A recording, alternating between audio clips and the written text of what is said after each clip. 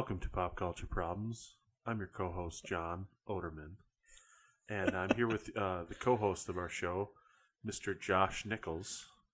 I'm speaking like this because the NPR voice. I'm actually surprised that we've never had a movie focused on NPR. Well, I think the closest we would ever have come to a movie including that voice would be the SNL skit, the Sweaty Balls, yes, like with the Anna Gasta or Molly where Shannon. they were kind of making fun of that Yeah. voice. I can't remember the radio show, but Delicious Dish. The Delicious Dish, yeah, Yes. yeah. And so if you know, because SNL in its heyday, well, scratch that. Spawn characters. What? It would spawn characters that would spin off into movies. Yeah, and I regret that I said its heyday, because I think its heyday was back with some of the originals, Steve Martin's, Dan Aykroyd's, and even with the hosts that were so good. But I think the early 90s definitely was kind of like a renaissance for the for SNL. And I've actually had some debates with old coworkers about this, and one of my old coworkers said that he believed that everybody's favorite cast was the cast that was on SNL when your parents said you're too young to watch it. Maybe. Yeah. I think that could be true. I guess my mom never had an issue, I don't think, with me watching it. Okay. And in fact, I think she maybe encouraged me to watch it, but I think it was more of the old stuff, because I watched a lot of Nick at Night and classic TV shows, and I think that she was nostalgic over some of the old comedians of the day. And like so Laugh-In? Did you ever watch Laugh-In? Because that was on Nick at Night. I never watched it myself. I know of it. I did more of the sitcoms. I remember I Love Lucy, Bewitched, some of those shows, and Jeffersons, things like that. How has there not been a Jeffersons movie made? Like you've rebooted all and brought all these old concepts. I mean, we've had a Lost in Space movie. We've had this. We've had that. How is the Jeffersons something that we haven't seen tried to be brought back and contemporized? Well, I think that there are certain things that are more easily translatable. Yeah, that's true. Yeah. Lost in Space, it's sci-fi, it's got action, it's got fiction and all this stuff that you can kind of incorporate. I don't think All in the Family as a reboot would work. Now, we already had an All in the Family reboot, which is called Married with Children, almost. Yes. And we already had a Married with Children reboot called Modern Family, almost. And so we've kind of had those shows with the same actor. What was that? With the same actor. With the same actor, yeah. Boy, Ed O'Neill as Al Bundy, he was... he said things and did things on that show that I think, wouldn't necessarily be acceptable today. But the thing is that you don't want to remake that show. You don't want to reboot that show. Sitcoms are hard to do that. I think that's why a lot of those things don't succeed. There was a movie version, I believe, of The Honeymooners. Yes. I didn't see it. Neither don't want to see it because it doesn't make sense to reboot that. Sitcoms and by and large just TV series in general, unless you're talking about TV shows adapted from a comic book or TV shows adapted from a movie script or something, you really don't want to remake it. Hannibal, as an example, was a successful TV show for 3 seasons, and it was based on the Thomas Harris books. It was based on the movies. It had lore behind it. So that was almost a remake of the movies in a television format. Versus if you look at, like The Honeymooners or something like that, that's its own storyline. Some of those sitcoms or shows I don't think would really work. One that I would welcome seeing, actually, because I like the concept of it, and I think it could be tweaked into a modern day. And I think they were looking at making part 2, like a ongoing series, Quantum Leap. Oh, I yeah. love Quantum Leap, and I know there was talk about having turn that into like a series of movies. Actually, oh yeah, I think they wanted to do a kind of not a reboot because it was going to still be in the same universe, but like a relaunch. Yeah, a relaunch, and Scott Bakula would lead in to have his daughter be the new Leaper, and then she would basically take over, and he wouldn't be in the show. And well, first of all, about Quantum Leap, I loved Al. I thought he was great. Sam and Al had a great dynamic. But I recall... Would Bakula be the new Al in this? I would hope not. Yeah, because is Dean Stockwell still around? I don't know if he is. I don't know. I have to look that up. But he, the thing I'm glad about Quantum Leap is that I started the show by seeing a random episode on a random season. After I watched that, I watched more episodes and I loved it. But I went back and watched the whole series. And the first season was terrible, in my opinion. It was the worst. It was so bad. I would have never... And it was only like 6 episodes. And Quantum Leap is one of those shows, though, that like you're... it's almost better when you watch it an episode at a time. Yeah. The episodes are so good, like from a standalone standpoint. There is like kind of a loose story structure throughout the seasons and stuff like that, but I think that's something that's lost on today's audiences is being able to tell those like one and done stories. Yeah. I mean, that's something that Law and Order has like basically mastered. Is the one and done. But there's so many other shows that like don't necessarily know how to do that.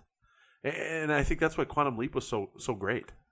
Yeah, and I think that towards the end they started jumping the shark a little bit with the whole like there was like an alternate like an evil leaper or something like that. Yeah. And it was kind of a weird thing, but the stories were, I think they tried to add a dynamic to it, but they still kept solid episodes. Yeah. I'm not sure about the ending. Not sure how I felt about the last episode. Well, it was pretty open-ended, wasn't it? I mean, you didn't really quite know. Yeah, it was kind of. But it ended well for some and not as well for others. It was one of those in the veins where I think that it left it open for interpretation. I think they could have a continuation of it because they did kind of leave it a little open. Yeah. But it was still kind of sad. It was still kind of sad. Dean Stockwell is still kicking. He's in his 80s. Well, then he's got to be Al. Yeah, he's got to be Al. I think that'd be great. Yeah. But see, Dean Stockwell, I'm sure he's not getting a lot of work. Yeah. But they also didn't leave it open-ended for Al as much. Yeah, true. At the end. So, true. Spoiler alert. Rewind that. Spoiler alert. It's been a while. Yeah, if you haven't seen Quantum Leap by now, you don't care about what we're talking about. Yeah. You're not going to Netflix and watching Quantum Leap on our recommendation. I'm not sure, though, that I can think of any TV shows that I would like them to reboot. I like some of the things they're doing with like Fuller House, and not necessarily that show, but that continuation or kind of a revitalization. Will and Grace is an example. Can't wait for that. But that's like with original cast. Exactly. Yeah. I can't think of one. I don't believe that I want them to reboot. And if it was, it would be like a Lost in Space, as an example. I think could easily be done in modern times, and there's been enough distance between both of them, and it's also story and visually pleasing enough. If you did All in the Family now, that show was so topical of the time. Yeah, true. That would almost be a completely separate show. Yeah. Well, you almost have to tell the if you're going to do that, you almost have to do it like in the context of like setting it in like the 60s. Yeah, something like that. And they actually F is for Family. Have you seen that show? It's an animated series on Netflix. Okay, yeah. And it kind of reminds me of All in the Family in that way. It's kind of dad family, and it kind of is set more in a time period that's not currently. I just think that like I use that show specifically because I know it had racism, sexism, political views. I mean, those were very much the topics of the time. Those are so drastically different now that it would be a completely night and day show. And also, the thing about certain shows, in my opinion, Lost in Space is an example. Smith. I think that was probably the more well-known character actor on that show. Yep. But a lot of people don't associate with him. Carol O'Connor was All in the Family. Edith, Gene Stapleton, she was All in the Family. I don't know that you can replace them and get away with it. Yeah, and along those lines, there's one show that I would, if I ever won the lottery, I might spend my entire winnings trying to get it rebooted. Really? But it's along those lines of where these actors are so like entrenched in those roles that like, could it be successful because all of them are dead now? And that is Bonanza. Okay. I would pour so much money into trying to get that relaunched and like get another season of Bonanza because I and maybe it's just nostalgia for me, but every Sunday night growing up was we'd watch the news and then Bonanza would be on right after that, and those characters are so like so rich, and like even like the secondary and tertiary characters, the one episode characters. That show was so great and it ran for so long. I have never seen it. Oh my god, I've never seen Bonanza.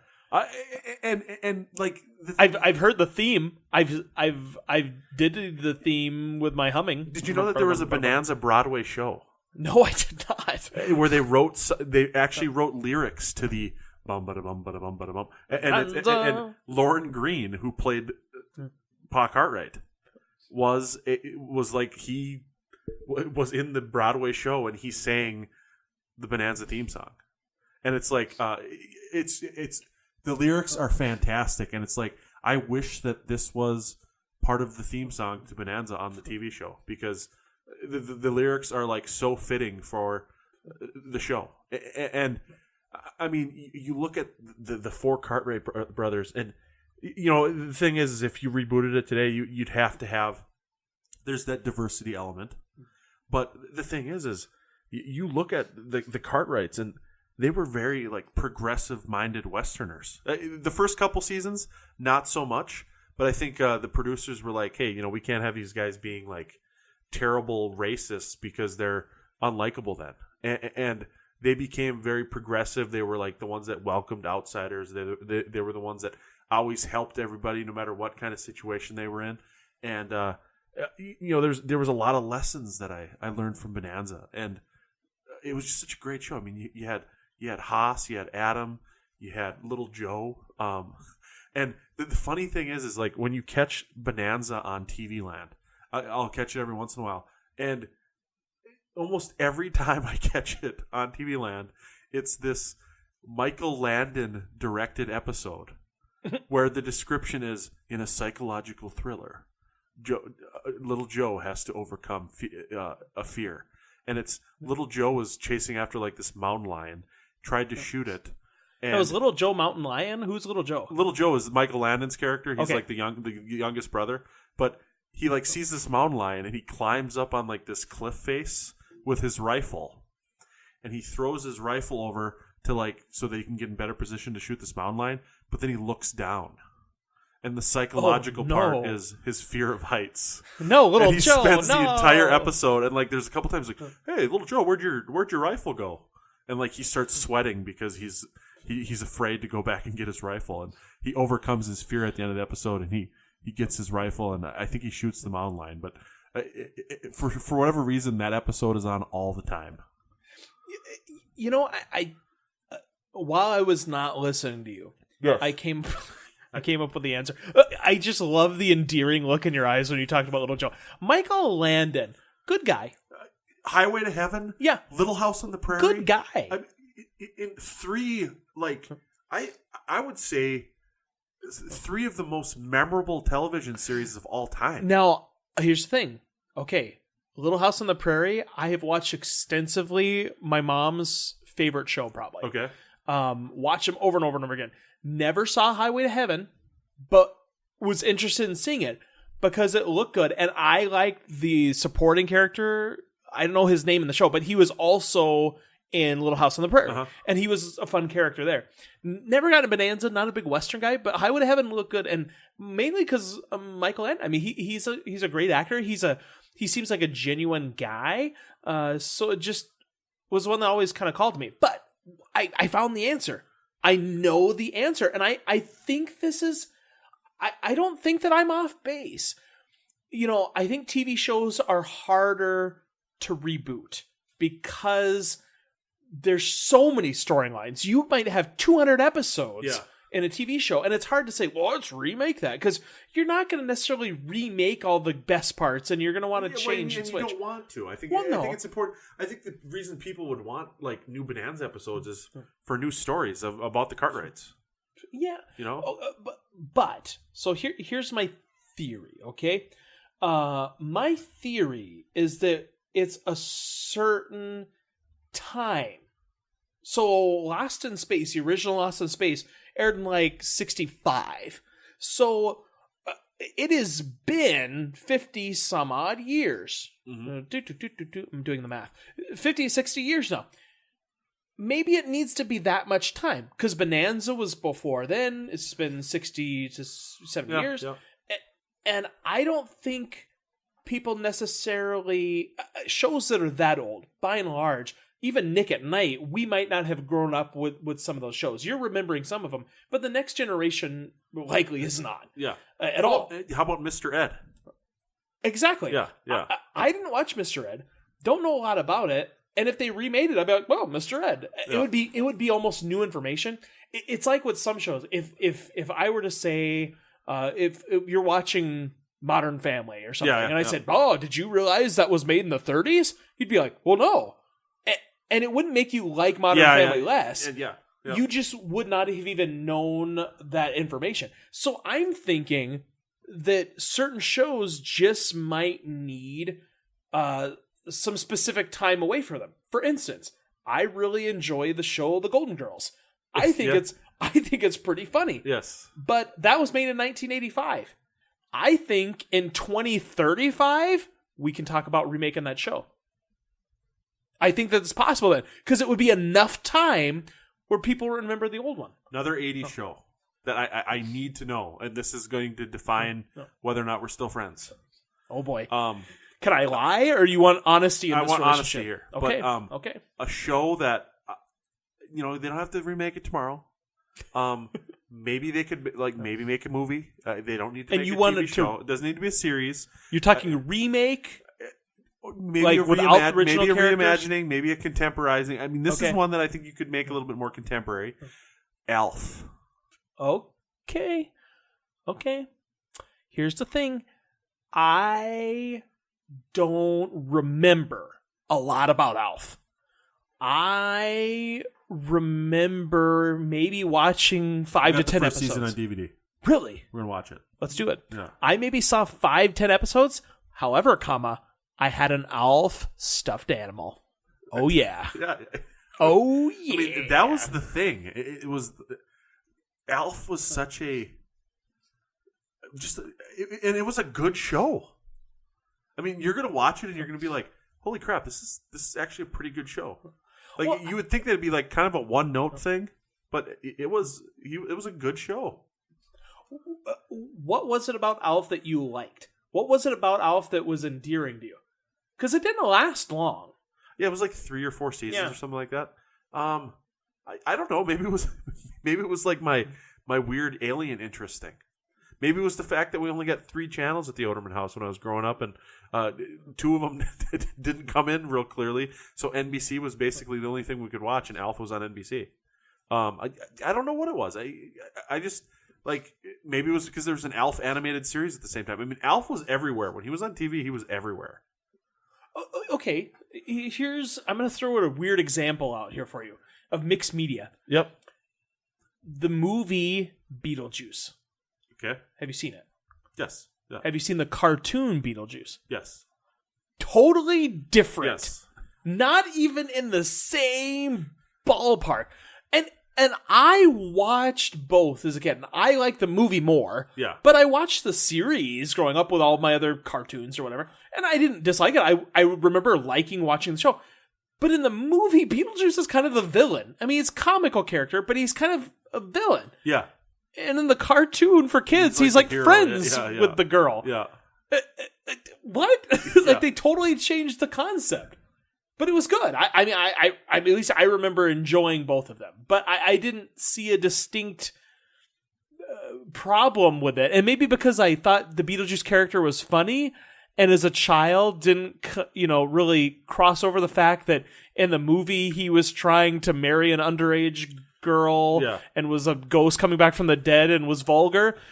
In the show, he wasn't. So you'd constantly be saying Beetlejuice 3 times in a row just to see if he would come hang out with you because you love the animated series I would say that for everything. I'd be like, Jenny McCarthy, Jenny McCarthy, Jenny McCarthy. I mean, I would try it on all sorts of names. Yes. But that was just me. Jenny McCarthy. Yeah. Yeah, 90s Jenny McCarthy. 90s Jenny McCarthy. And now we got Melissa McCarthy, her cousin. Yes. I mean, that's... We can't get away from the McCarthys. No, you can't. I want to see Jenny McCarthy play Spicer. I think that would be fun. I think to see if they both play it in a similar fashion. I think that'd be fun. I think you could do like a Jenny McCarthy, Melissa McCarthy movie, and I think that could be a decent movie. Yeah, I think it could be too.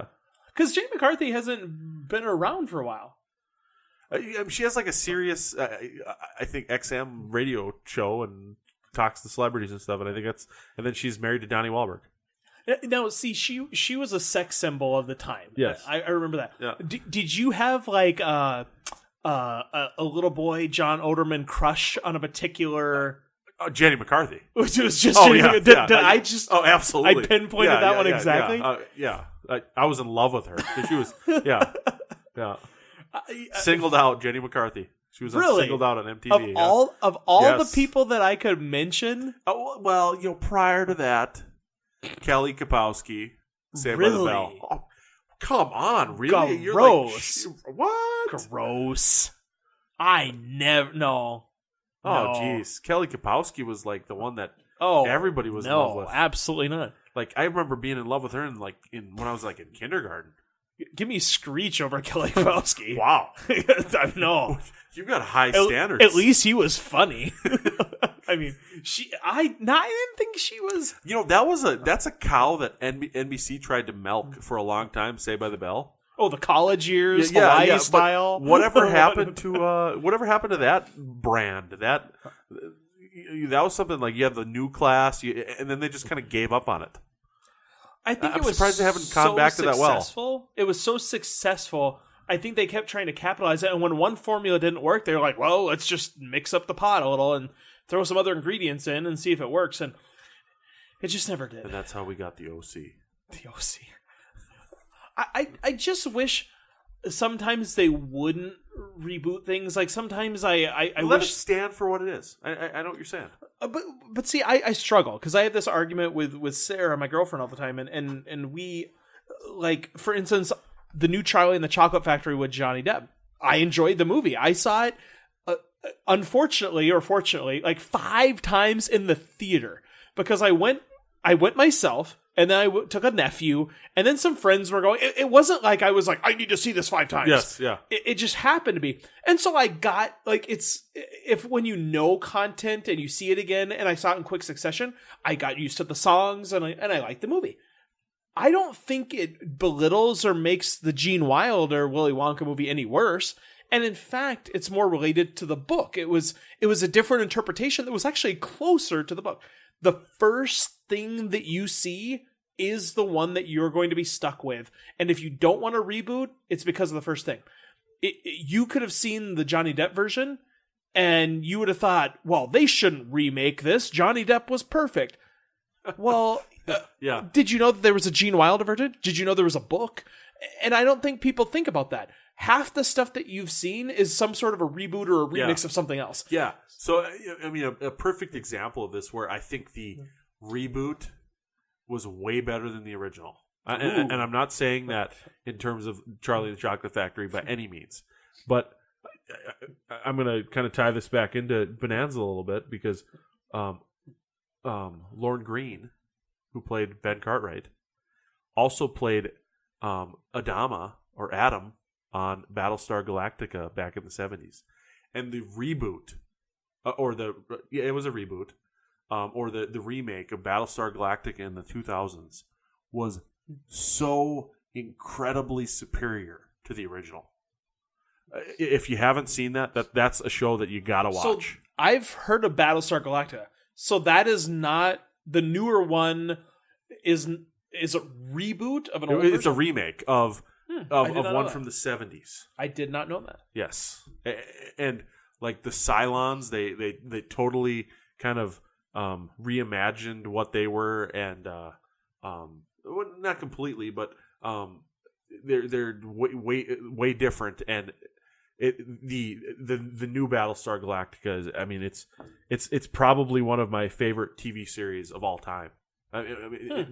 The remake was just, they did such a great job of just doing the things that you couldn't do in the 70s with a television show, and it was, Sci-Fi Channel has had some great series, but I think Battlestar Galactica is right at the top. Yeah, and see, I was gonna say old guy in Battlestar Galactica, what was Edward James, the guy you talking about? Yeah. I only know him as old guy that was also in Dexter. Because I watched Dexter and I did not watch Battlestar Galactica. So I was like, oh, that old guy that was in Battlestar Galactica. Yeah. So thanks IMDb for providing me with all the sources of things that I need to know. Because if I didn't have that, he would be old guy. But Edward James Olmos. Yeah, now I can call him by name. Or forget it and not. And just call him old guy.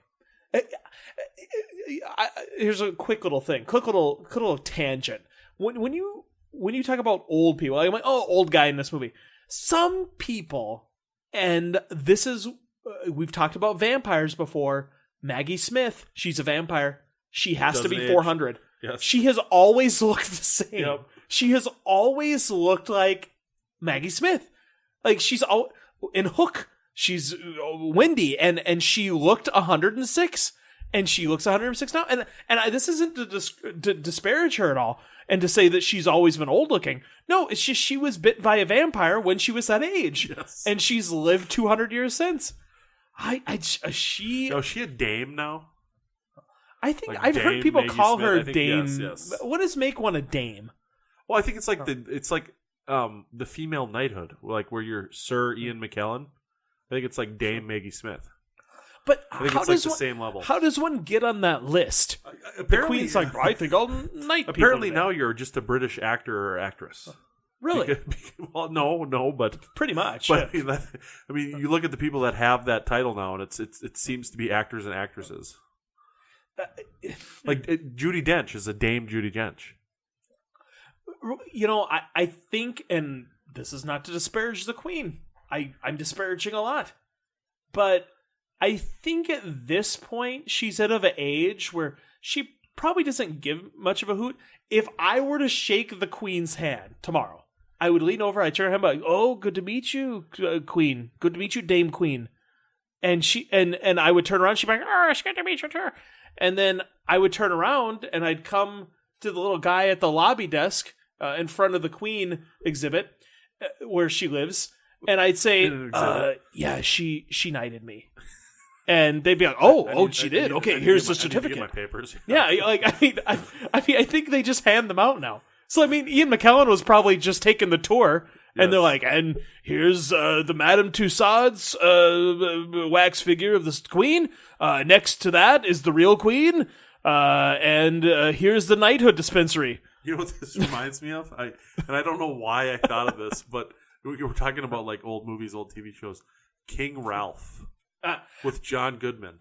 I saw King Ralph. I don't remember any of it. Oh, my Lord. It might as well be a brand new movie for me because I don't remember it. Put it on the list. Put it on the list. Yeah, we're watching Alf. We're watching King Ralph. John Goodman is a good man. He is. It's fitting that's his name. You know what? Here's the thing. We're coming full circle right here at the end. I just read.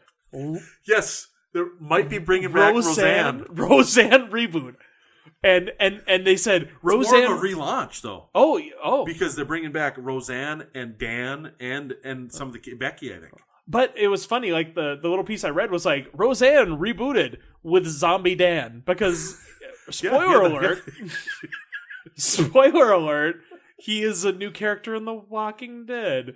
No, see, I'm trying to get out of the spoiler there. Yeah. But he did have a heart attack and died, correct? Apparently. But that's how I remember it. But that was one of the worst. Sitcoms have a long history of like, oh, that was a dream.